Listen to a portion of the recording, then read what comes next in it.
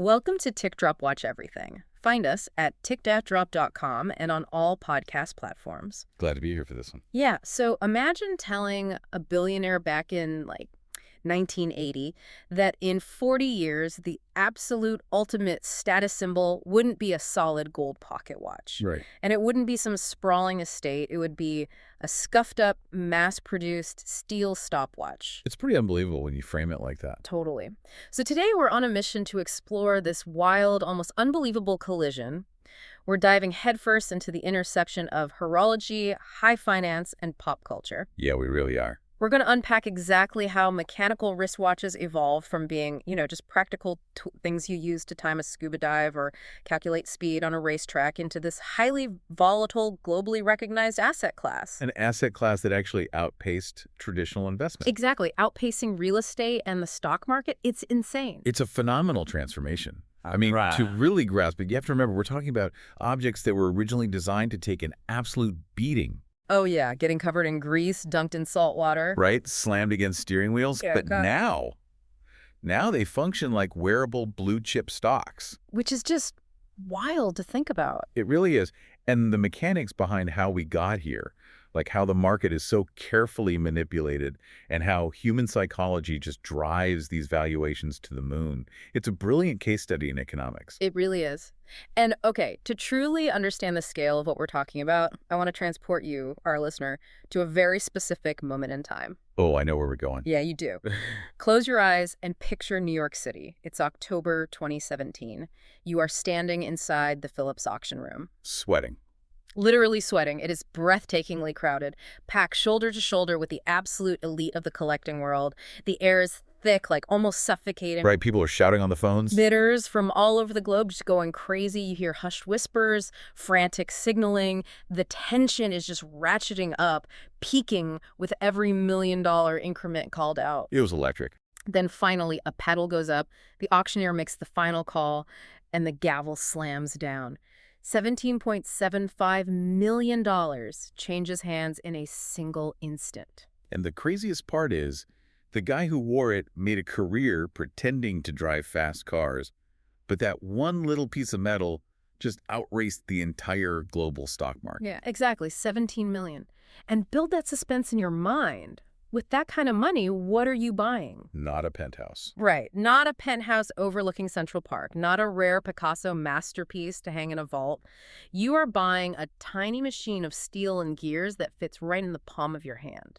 A machine that originally cost, what, a couple $100? A few $100. It was the Paul Newman Rolex Daytona. Just an absolute legend. The irony is staggering. I mean, a mass-produced steel tool watch outvalued the rarest fine art in the world. You really did. But that moment didn't happen in a vacuum, It was the culmination of decades of brand engineering. Oh, absolutely. If you want to understand how a steel watch commands that kind of capital, you have to look at the undeniable titans of this story.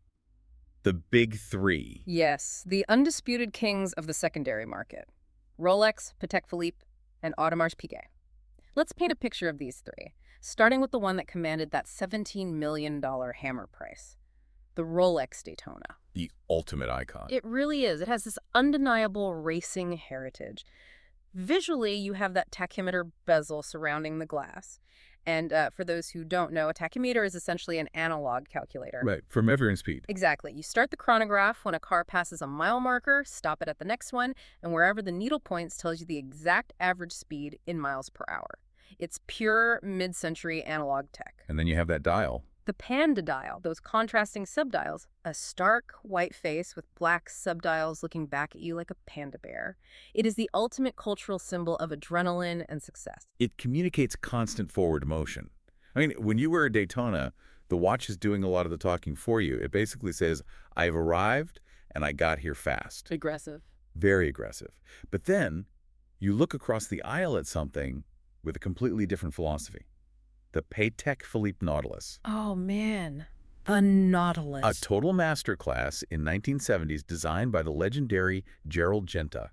It has this incredible porthole shape, literally inspired by the windows on transatlantic ocean liners. And the bracelet is just so unique. Right, it's not just attached with simple lugs, it's integrated. It flows seamlessly into the watch head as one continuous piece of metal. Plus, It has that signature horizontal embossing on the dial that catches the light in this very muted way. It visually communicates stealth wealth. Stealth wealth is the perfect term. The Nautilus operates on a totally different psychological level than the Daytona. How so? Well, in elite circles, the ultimate power move is wearing something that 99% of the population wouldn't look twice at, but the 1% immediately recognizes and respects. Oh, I love that. It doesn't scream for attention. It's generational prestige sitting quietly on the wrist. And then finally, we have the rebel of high horology, the Audemars Piguet Royal Oak. Also designed by Gerald Genta, by the way. Of course it was. It has this brutalist industrial aesthetic. The focus is entirely on that sharp octagonal bezel and those exposed structural screws that they didn't even bother to hide. Right, they made them a feature. But the kicker, the truly revolutionary part, is the unapologetic use of raw stainless steel. Which was a massive deal at the time. To understand why the Royal Oak was such a shock to the system, you really have to understand the era. The 1970s, right? Yeah, 1972, right at the dawn of the quartz crisis. Cheap, hyper-accurate, battery-powered quartz watches from Japan were flooding the market. Oh, right. So the traditional Swiss mechanical watch industry was basically facing extinction. Literally. I And mean, why pay a premium for a delicate mechanical watch when a cheap battery does it better? mechanical watches suddenly became obsolete as actual timekeepers. Precisely. So Audemars Piguet took this massive risk. They decided they weren't going to compete on timekeeping anymore.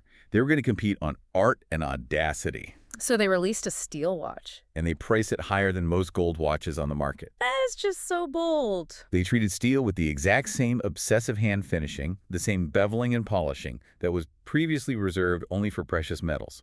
It was a contrarian masterpiece. It completely redefined luxury. So we have the adrenaline junkie, the stealth wealth heir, and the industrial rebel. Okay, let's unpack this, because this is where the watch world starts to sound less like engineering and more like a high-end fashion syndicate. Oh, absolutely. Honestly, it sounds exactly like the Hermes Birkin bag game. I need to know the mechanics here. Tell me if I have this right. Look here. It's a known reality today that you can't just walk into a boutique with 20 grand in cash and buy the steel Daytona you want. Not a chance. Right, you actually have to spend tens of thousands of dollars on inventory you don't want, like, I don't know, a diamond-encrusted Datejust or some random brand-name jewelry. Just to build a purchase history. Exactly, just for the mere privilege of being put on a phantom wait list for the watch you actually came in for in the first place. You have the mechanics exactly right. The authorized dealer, or AD, operates very much like a high-stakes casino. Wow. You don't just walk in and get a seat at the high roller table. You have to play the slot machines for a while. You're essentially investing in a relationship with the dealer. Because the brands control the supply so tightly. Exactly. The big three control roughly 64% of the entire secondary market value. They know exactly how many steel Daytonas or Nautiluses the world wants, and they deliberately produce a tiny fraction of that number. Which creates an absolute bottleneck at the retail level. A huge bottleneck, and that pushes an enormous amount of desperate demand directly into the secondary or gray market. Because people just get impatient. Right. People who don't want to play the AD game or spend 5 years buying jewelry they hate will simply go to a secondary dealer and pay 3 times the retail price just to get the watch today. And that mechanism is where the financial math gets truly staggering, doesn't it? Oh, it defies conventional economic logic. Over a recent 6-year span, luxury watches actually showed less market volatility than real estate, stocks, or fixed income bonds. Wait, less volatile than bonds? That is wild to me. You're talking about a piece of jewelry outperforming foundational financial instruments. It's true. We're talking just 3.9% annual volatility. And during the absolute peak years of this boom, between 2019 and 2022, we saw models like the Nautilus and the Royal Oak literally triple in value. Tripling. Yes, they weren't just storing wealth against inflation, they were multiplying capital at a rate that traditional hedge fund managers would envy. Okay, but to be fair to the listeners who track the markets closely, we do need to acknowledge the recent reality. The market did cool down, right? Yeah. Prices dropped over 5% in 2024. A lot of people who bought at the absolute peak, specifically the ones treating watches purely as short-term crypto-style flips, they panicked. Oh, there was a lot of panic. They saw the line on the graph dip, rushed to liquidate, flooded the market with inventory, and drove the baseline prices down. That nuance is vital.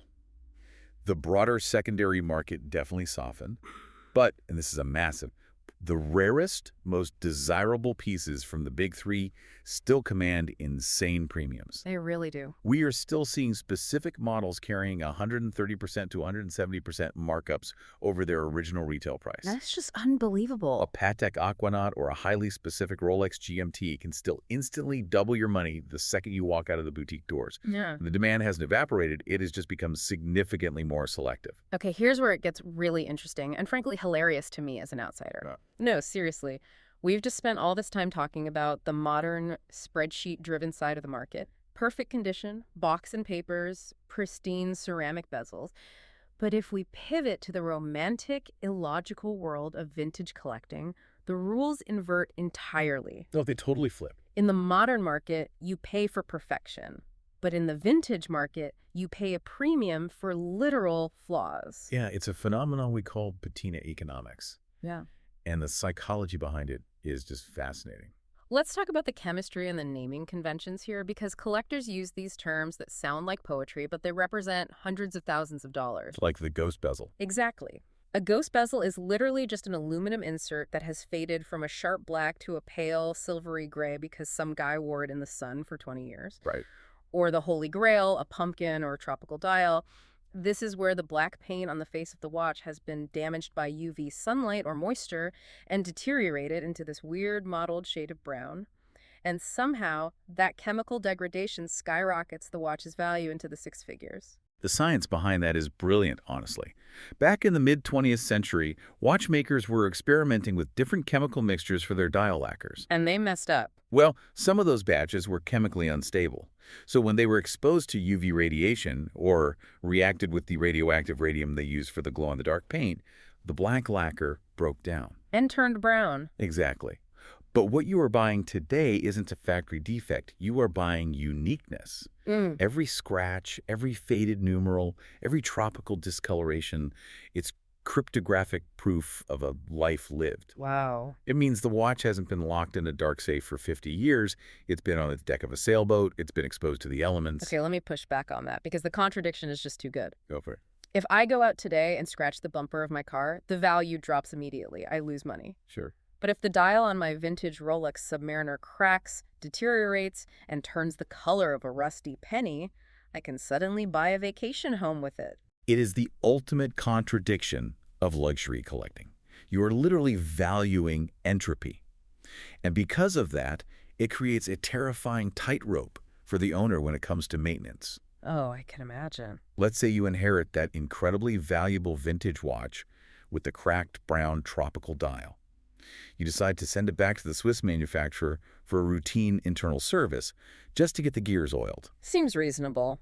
Right, but the well-meaning watchmaker opens it up, looks at the dial, says, oh, this paint is totally ruined, let's fix that for the customer, and they replace it with a crisp, shiny, brand new service dial. Oh, no, that's a disaster. Absolute disaster.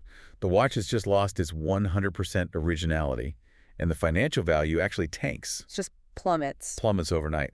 A watch that could have easily traded for over $100,000 is suddenly worth a fraction of that, simply because it was repaired to factory standards. That is genuinely heart-stopping. And, it brings up a huge underlying issue with the secondary market, which historically has had a bit of a grimy Wild West image. Oh, for sure. Because if damage is valuable, people are going to fake the damage. You're dealing with Franken watches pieced together from parts of different eras, dials artificially baked in ovens to look tropical. Cases overpolished to hide deep gouges. Yeah. Which is exactly why the industry is now aggressively stepping in to formalize all of this. With the certified pre-owned stuff. Exactly. Major authorized retailers, and now even the monolithic brands themselves, are launching CPO programs. They are finally looking at this massive secondary market and saying, we will take control. Making it official. Right.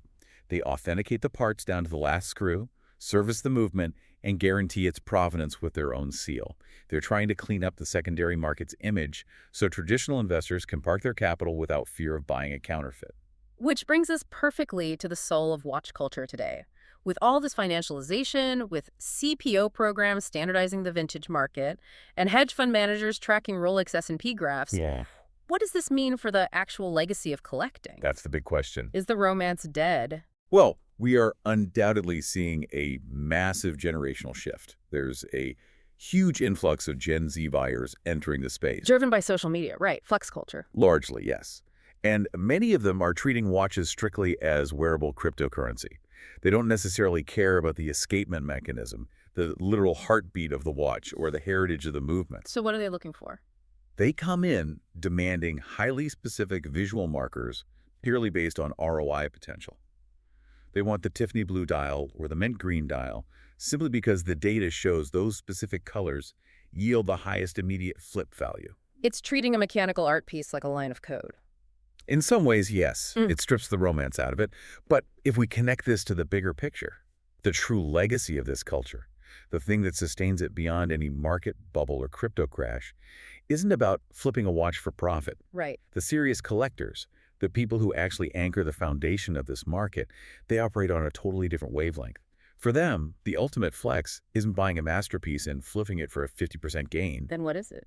The ultimate flex is acquiring that masterpiece, knowing exactly what it's worth and absolutely refusing to sell it. Wow. The power of holding on to it. It's what deep collectors call sentimental profit.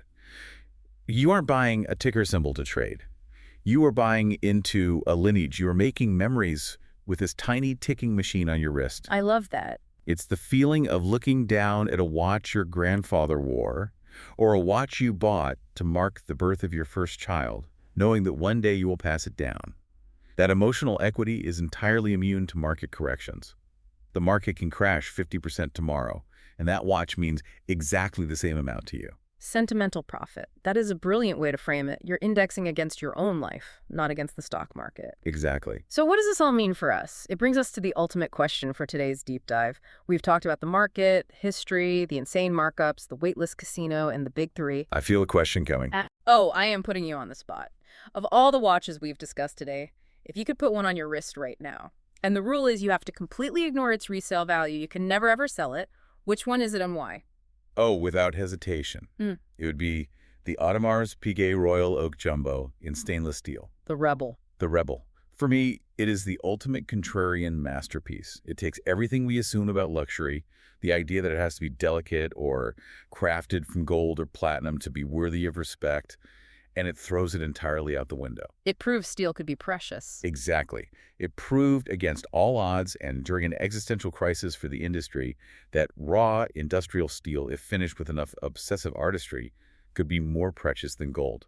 It's unapologetic, it's architectural, and I would wear it every single day. What about you? For me, it absolutely has to be the vintage Rolex Daytona. Oh, of course. And I do not want a pristine, untouched one that has been kept in a dark safe.